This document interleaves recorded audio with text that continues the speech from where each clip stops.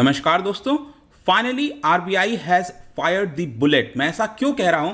क्योंकि आपको पता होगा जो मॉनेटरी पॉलिसी की कमेटी होती है एमपीसी, ये हर 2 महीने में एक बार की जाती है। जैसे कि अभी इस महीने के स्टार्टिंग में ही किया गया था, अप्रैल के महीने में, और अगली जो मीटिंग होनी थी वो जून में होनी थी, राइट। हर 2-2 महीने के बाद होती है। लेकिन अचानक से यहां पर आरबीआई के द्वारा अनाउंस किया गया है। कल इनफैक्ट कल दोपहर को ये खबर आई कि दोपहर में 2 बजे जो है 2 PM को जो शक्तिकांता दास हैं आरबीआई के गवर्नर, वो एक प्रेस कॉन्फ्रेंस रखेंगे। तो काफी लोग सरप्राइज हो गए कि ये अचानक से हुआ क्या। तो बेसिकली हुआ क्या है कि 2 दिन तक ये पूरी मीटिंग चली है एमपीसी की, और अचानक से इन्होंने यहां पर 40 बेसिस पॉइंट का राइज किया है इन दी रेपो रेट। ये आप देख पाओगे, RBI raises repo rate by 40 basis point in surprise move to tackle inflation and other. तो यहां पर हम समझने की कोशिश करेंगे कि एग्जैक्टली क्या क्या चीजें हुई हैं। इनफैक्ट इसके अलावा आपने सुना होगा सीआरआर के बारे में, कैश रिजर्व रेशियो, यहां पर भी 50 बेसिस पॉइंट रेज किया गया है। सब कुछ हम डिटेल से समझेंगे। इसकी वजह से मार्केट भी क्रैश हो गया, क्यों हुआ, काफी कुछ जानने को है। चलिए आगे बढ़ते हैं, लेकिन उसके पहले ध्यान रखिएगा, स्टडी आईक्यू के द्वारा फाइनली यहां पर पब्लिकेशन लॉन्च किया गया है ज्योग्राफी से रिलेटेड, फंडामेंटल्स ऑफ ज्योग्राफी। आप एनसीईआरटी पढ़ते हो, कई सारे बुक्स पढ़ते हो, सब चीज का एक प्रकार से आप कह सकते हैं कि जो निचोड़ है वो आपको इस पूरे बुक में मिल जाएगा, बहुत ही आसान भाषा में। इनफैक्ट जो पूरा मैं बुक को गो थ्रू कर रहा था, तो वहां पर आपको जो पिक्चर्स वगैरह के माध्यम से सब कुछ आपको इस बुक में मिलेगा। बहुत ही इंटरेस्टिंग है, इसको जरूर लीजिए फ्लिपकार्ट और अमेजॉन से। इसके अलावा कोई भी कोर्स अगर आप परचेज करते हैं स्टडी आईक्यू ऐप पर, वेबसाइट पर, वहां पर कोड इस्तेमाल करिए अंकित 40। इसके अलावा अगर आप एमसीक्यूज अटेम्प्ट करना चाहते हैं तो मेरे इंस्टा पेज पर जा सकते हैं, वहां पर स्टोरीज में जितने भी एमसीक्यूज हैं उसको आप अटेम्प्ट कर पाएंगे। चलिए शुरुआत करते हैं और सबसे पहले देखते हैं अभी एग्जैक्टली क्या हो रहा है। जैसा मैंने बताया कि आरबीआई की जो मॉनेटरी पॉलिसी कमेटी होती है वो हर 2 महीने पर मिलती है, लेकिन यहां पर अचानक से ये अनाउंस किया गया। और जो इंटरेस्ट रेट है, रेपो रेट, अब रेपो रेट को समझ लो फिर से। रेपो रेट सिंपल सा अर्थ ये होता है वो रेट जो कि आरबीआई यहां पर लेंड करती है बैंकों को। तो आरबीआई जिस रेट पर बैंक को लेंड करेगी, पैसा देगी, उतना ही तो उससे ज्यादा ही यहां पर बैंक फिर लोगों को उधार में देंगे। हमें उधार पर देंगे। होम लोन हो गया, कार लोन हो गया, अब बहुत सारे बिजनेस के लिए लोन होता है। तो आरबीआई अगर अपना रेपो रेट बढ़ा देगी, अगर ये रेट बढ़ा देती है, तो जाहिर सी बात है कि बैंक भी अपना रेट बढ़ा देंगे। इसीलिए ये जो रेट होता है ना, रेपो रेट, वो बहुत ज्यादा इंपॉर्टेंट होता है। तो आरबीआई ने क्या किया है कि ये जो रेपो रेट है उसको बढ़ा दिया है। कितना बढ़ा है? 40 बेसिस पॉइंट। कहने का मतलब है कि अभी तक रेपो रेट कितना था? 4% था, और बहुत लंबे समय से 4% ये बना हुआ था, लेकिन ये अब इसको बढ़ाकर 4.4% हो गया। देखो, बेसिस पॉइंट का सिंपल अर्थ ही होता है, अगर मैं 40 बेसिस पॉइंट कहता हूं, इसका सिंपल अर्थ हुआ 0.4%, मतलब 4% से ये 4.4% हो गया है।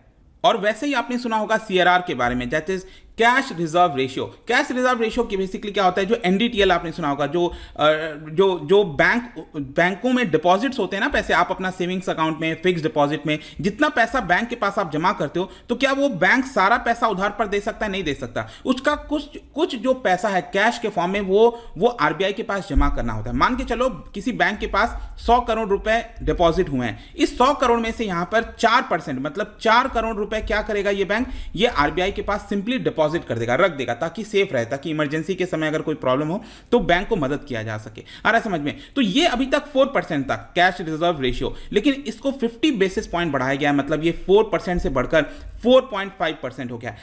आई होप कि दिस इज एब्सोल्युटली क्लियर कि एग्जैक्टली आरबीआई ने क्या किया है। एक तो यहां पर जो रेपो रेट होता है उसमें इंक्रीज किया है 40 बेसिस पॉइंट, और दूसरा जो सीआरआर होता है उसमें 50 बेसिस पॉइंट इंक्रीज किया है। इसका मेन मकसद क्या है? अगेन मेन मकसद यही है कि इन्फ्लेशन को कंट्रोल करना। तो यहां पर मैं आपको और आगे बताऊंगा, लेकिन इसमें एक और चीज आपने सुना होगा, कौन सा स्टैंस रखती है आरबीआई? क्या वो अकोमोडेटिव स्टैंस है? तो अभी भी अकोमोडेटिव स्टैंस रखा हुआ है, मतलब रिलैक्स मोड में रखा हुआ है आरबीआई ने, इसको अभी चेंज नहीं किया है। इसके अलावा यहां पर हम देखें तो आरबीआई ने कहा क्या है। देखो, जो शक्तिकांता दास हैं गवर्नर, उन्होंने अनाउंस किया कि पिछले 2 दिन तक अचानक से मीटिंग हुई, और सभी 6 मेंबर जो होते हैं एमपीसी के अंदर, मॉनेटरी पॉलिसी कमेटी के अंदर, 6 मेंबर ने सभी ने डिसाइड किया कि हमें इंटरेस्ट रेट को हाइक करना चाहिए, और इसीलिए 40 बेसिस पॉइंट इसको इंक्रीज किया गया है। अब इससे होता क्या है कि जाहिर सी बात है, अगर लोन महंगा हो जाएगा तो क्या आप लोन लेने जाओगे बहुत ज्यादा बैंकों में? नहीं जाओगे। तो इससे क्या होगा? अचानक से लोन जो दिया जाता था उसमें कमी आ जाएगी। आप जो पैसे खर्च करते थे उतना पैसे नहीं खर्च करोगे, क्योंकि इंटरेस्ट रेट बढ़ा है। आपके पास एक अपॉर्चुनिटी हो जाती है ना, मान के चलो आपके पास 100 रुपए पड़े हैं, ठीक है, और इस समय मान लो बैंक के अंदर 3% आपको इंटरेस्ट रेट मिल रहा है, ठीक है। आप ये 100 रुपए जमा करोगे तो आपको लगेगा इंटरेस्ट रेट बहुत कम है, मैं क्यों जमा करूं, ठीक है। लेकिन अगर यही इंटरेस्ट रेट 3% से बढ़ाकर 5% कर दिया जाए तो अब आपको लगेगा कि हाँ यार 100 रुपये मैं क्यों खर्च करूँ, इसको मैं क्यों ना जमा कर दूँ, मेरा इंटरेस्ट भी मिलता रहेगा। तो ये भी अपॉर्चुनिटी आती है। तो लोग क्या करते हैं, कम खर्च करना स्टार्ट कर देते हैं। तो इसीलिए आई होप कि आप समझ रहे हो कि जब इंटरेस्ट रेट बढ़ता है तो हर तरफ से यहां पर इंपैक्ट आपको देखने को मिलता है। तो एक प्रकार से जो इन्फ्लेशन है वो काफी हद तक काबू में आ सकता है। ये सबसे अच्छा जरिया होता है इन्फ्लेशन को कंट्रोल करने का। इनफैक्ट यहां पर मैं आपको पूरा ग्राफ दिखाना चाहता हूं। ये अगर आप देखोगे ना, फरवरी 2019 से लेकर अभी तक का ये पूरा आपको इन्फ्लेशन का ग्राफ देखने को मिल रहा होगा। ये जो आप रेड कलर का लाइन देख रहे हो, इसको आप ध्यान से देखिए।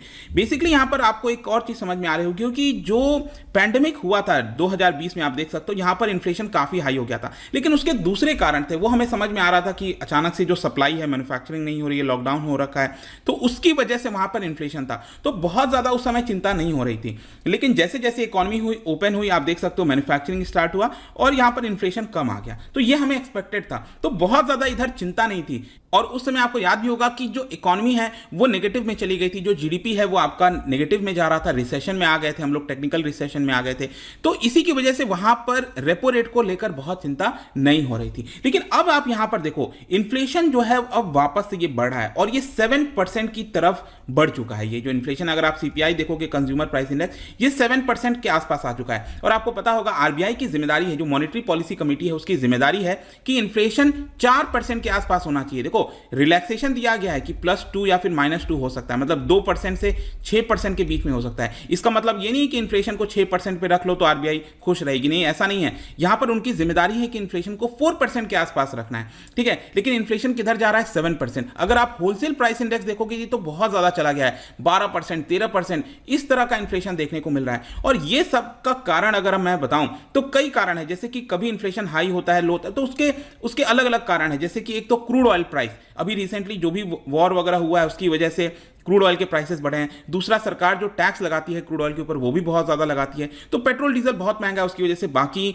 जो सामान होते हैं उसके ऊपर इंपैक्ट आता है। इसके अलावा फूड्स आर्टिकल्स में जो है स्कैरसिटी होना, जैसे कि अभी जो वॉर हुआ था उसकी वजह से वीट वगैरह में कुछ स्कैरसिटी देखने को मिल रहा था। इसके अलावा जो वेदर होता है, अनसीजनल रेन हो गया, तो ये सब कारण होते हैं कि इन्फ्लेशन जो है वो कभी इंक्रीज हो रहा है, कभी यहाँ पर इन्फ्लेशन में गिरावट देखने को मिल रही है। लेकिन 2019 में अगर आप देखोगे ना, यहाँ पर 2019 में यहाँ पर अगर हम देखें तो आरबीआई ने इसको रिलैक्स रखा था। भले ही इन्फ्लेशन ज्यादा था, लेकिन हमें पता था कि वो इन्फ्लेशन जो है वो टेम्पररी है, और आरबीआई यही कह रहा था टेम्पररी है। लेकिन अभी क्या है, वो टेम्पररी नहीं दिख रहा। अब आरबीआई को कहीं ना कहीं रियलाइज हो रहा है कि अगर उसको काबू नहीं किया गया तो ये इन्फ्लेशन भागता चला जाएगा। और इसीलिए आप कह सकते हो फाइनली आरबीआई को यह चीज रियलाइज हुआ और उसने अचानक से इमरजेंसी मीटिंग बुलाई और यहां पर रेपो रेट को बढ़ा दिया है। तो यह एक बड़ी खबर है। इसका इंपैक्ट क्या आएगा? देखो, इंपैक्ट सिंपल सा चीज है। अगर आपने कोई लोन लिया है, ईएमआई पर लोन लिया है, व्हीकल के लिए हो गया, घर के लिए हो गया, जो भी है, पर्सनल लोन है, कॉर्पोरेट लोन है, तो वो यहां पर बढ़ना स्टार्ट हो जाएंगे। अब आप खुद सोच के देखिए कितना ज्यादा इंपैक्ट आने वाला है कि अगर आपका ईएमआई इंक्रीज हो रहा है तो मतलब आपके पास पैसे कम बच रहे हैं, तो आप क्या डिमांड करोगे मार्केट के अंदर? डिमांड कम करोगे ना। और इसीलिए क्या होगा कि जब डिमांड कम होगा और तो प्राइस पर क्या इंपैक्ट आएगा? प्राइस सामान के ऑटोमेटिकली नीचे आने लगेंगे। तो इसी के माध्यम से बेसिकली यहां पर जो है कोशिश की जा रही है कि इन्फ्लेशन को जो है काबू में किया जाए। लेकिन यहां पर जो सबसे बड़ा इंपैक्ट आ सकता है वो मुझे लगता है कि जो बिजनेसेस हैं उनके ऊपर कहीं ना कहीं ये डर है कि इस समय जब हम वापस से ग्रोथ की तरफ आगे बढ़ रहे थे, क्योंकि पैंडेमिक के बाद से कोशिश यही की जा रही थी कि जो भारत की जीडीपी है उसको वापस से पटरी पर लाया जाए, तो कहीं ना कहीं उसके ऊपर इंपैक्ट आ सकता है, डेफिनेटली आ सकता है। क्योंकि अगेन वही लॉजिक लगाइए आप कि लोन लेना महंगा हो रहा है अब धीरे धीरे। हो सकता है आगे चलकर आरबीआई फर्दर इसको 4.4% से इसको बढ़ाकर 4.8% ले आए या फिर 5% तक ले आए, फिर आगे चलकर इसको 6% तक ले आए। अगर इन्फ्लेशन काबू में नहीं आता है तो इसको लगातार वो आरबीआई बढ़ाती जाएगी। इसकी वजह से जो कॉर्पोरेट हैं वो लोन लेना कम कर देंगे, निवेश कम होगा, इन्वेस्टमेंट कम होगा, तो पूरे ओवरऑल हमारा जो अर्थव्यवस्था है उसके ऊपर इंपैक्ट आ सकता है। अब वो देखना होगा, ये तो रोल आरबीआई को प्ले करना है कि कैसे उसको बैलेंस करके चले। ऐसा ना हो कि पूरा ग्रोथ पर इंपैक्ट आ जाए, ग्रोथ नीचे आ जाए इन्फ्लेशन को काबू करने के चक्कर में। ऐसा नहीं होना चाहिए। देखना, लास्ट टाइम जब रेपो रेट हाइक किया गया था वो था अगस्त 2018, जब आरबीआई ने यहां पर 25 बेसिस पॉइंट बढ़ाया था। और उस समय आप देखिए रेपो रेट कितना हुआ करता था, 6.5% हुआ करता था। लेकिन उसके बाद से हर बार आपने देखा होगा रेपो रेट में गिरावट की गई, गिरावट करते करते इसको 4% पर ला दिया गया और फाइनली अब इसमें रिवर्सल आ रहा है। अब ये 4% से ऊपर जा रहा है। इनफैक्ट इसके पहले भी अगर आप देखोगे ना, आरबीआई के द्वारा आज कल ये जो स्टेप लिया गया, उसके पहले भी अगर आप देखिए कई सारे बैंक, एसबीआई हो गया, इसके ऊपर इनफैक्ट मैंने एक सेपरेट वीडियो भी बनाया था, जो उन्होंने marginal cost of fund based lending rate होता है, उनका जो इंटरेस्ट रेट होता है, आज एसबीआई ने तो ऑलरेडी अपना इंक्रीज कर दिया था। तो इस तरह के स्टेप्स आपको ऑलरेडी देखने को मिलेंगे। जहां तक सीआरआर की बात है, देखो कैश रिजर्व रेशियो, अगेन ये भी चीज होता है। कैश रिजर्व रेशियो मैंने आपको क्या बताया कि बैंक के पास अगर मान लो 100 करोड़ रुपए डिपॉजिट में आए हैं, तो उसको कैश रिजर्व रेशियो पहले 4% हुआ करता था, अब इसको बढ़ाकर 4.5% कर दिया गया। मतलब अब बैंकों को 100 करोड़ में से 4.5 करोड़ रुपए जो है वो आरबीआई के पास सिंपली जमा करके रखने होंगे। इसका सिंपल अर्थ क्या हुआ कि अब ये जो पैसा है वो बैंक जो है उसको खर्च नहीं कर सकता, उसको लोन पर नहीं दे सकता। तो ऑटोमेटिकली क्या हो रहा है, बाजार में जो पहले लोन इतने आसानी से मिलते थे वो उतना आसानी से नहीं मिल पाएगा। इसका सिंपल अर्थ ये हुआ। और इनफैक्ट बताया जा रहा है कि जो 50 बेसिस पॉइंट इंक्रीज किया गया है सीआरआर में, उसकी वजह से 87,000 करोड़ जो लिक्विडिटी है, जो कैश पड़ा था बैंकों के पास, वो अब आरबीआई के पास आ जाएगा। मतलब अब वो लोन के लिए अवेलेबल नहीं है। तो एक प्रकार से लिक्विडिटी को कम करने की कोशिश की गई है आरबीआई के द्वारा सीआरआर को बढ़ाकर। ठीक है, अब इसकी वजह से क्या हुआ, जैसे ये पता चला, आप खुद सोचिए, बिजनेस के ऊपर इंपैक्ट आएगा, जैसा मैंने आपको बताया, और बिजनेस के ऊपर इंपैक्ट आएगा, मतलब बिजनेसेस के जो शेयर प्राइस हैं, जो अलग अलग कंपनीज के शेयर प्राइस हैं, तो शेयर के ऊपर इंपैक्ट आया, और उसकी वजह से अचानक से जो मार्केट है वो नीचे चला गया। इनफैक्ट मुझे ध्यान नहीं आ रहा, लेकिन कल निफ्टी शायद 350-400 पॉइंट के आसपास नीचे चला गया, जिसकी वजह से 6.2 लाख करोड़ लॉस्ट हो, मतलब खो दिया अपना निवेशकों ने जिन्होंने पैसा लगाया था। तो इतना बड़ा इंपैक्ट आया। सिर्फ यही नहीं, आज सुबह जब मैं ये उठा तो यहाँ पर खबर ये भी आई कि अमेरिका के अंदर वहां की जो सेंट्रल बैंक है, फेडरल रिजर्व, उन्होंने भी यहां पर 50 बेसिस पॉइंट हाइक किया। जी हां, 0.5% जो है हाइक कर दिया है इंटरेस्ट रेट, वहां पर भी बढ़ाया गया है। तो हर तरफ अब आपको पूरे दुनिया में जो है अलग अलग जो सेंट्रल बैंक्स हैं वो इंटरेस्ट रेट को हाइक कर रहे हैं। इसका सिंपल मकसद यही है कि इन्फ्लेशन को काबू किया जाए। ये पूरा वीडियो था दोस्तों। जाने से पहले एक इंटरेस्टिंग क्वेश्चन, आपने अक्सर डीआईसीजीसी के बारे में सुना होगा, क्या बता सकते हो डीआईसीजीसी इसका प्राइमरी ऑब्जेक्टिव क्या है? बहुत इंपॉर्टेंट है, इसको ध्यान में रखिएगा। इसका राइट आंसर आपको पता ही है, मेरे इंस्टाग्राम पर तो मिलेगा ही, वहां पर अगर आप नहीं हो कोई बात नहीं, टेलीग्राम से भी ले सकते हैं इसका सही उत्तर। मैं कई सारे जो एमसीक्यूज हैं वो यहां पर स्टोरीज में डालता रहता हूं। बाकी अगर आपको पीडीएफ चाहिए तो टेलीग्राम पर आइए, अलग अलग सोशल मीडिया पर भी आप जुड़ पाएंगे। और जैसा मैंने बताया, अगर आप किसी भी एग्जाम की तैयारी कर रहे हैं, यूज दिस कोड अंकित40, क्योंकि इससे आपको डायरेक्टली 40% का डिस्काउंट हमारे ऐप पर मिलेगा, हमारे वेबसाइट पर मिलेगा। आई होप कि वीडियो आपको पसंद आया होगा। मिलता हूं आपसे next time. Till then, thank you very much, see you soon.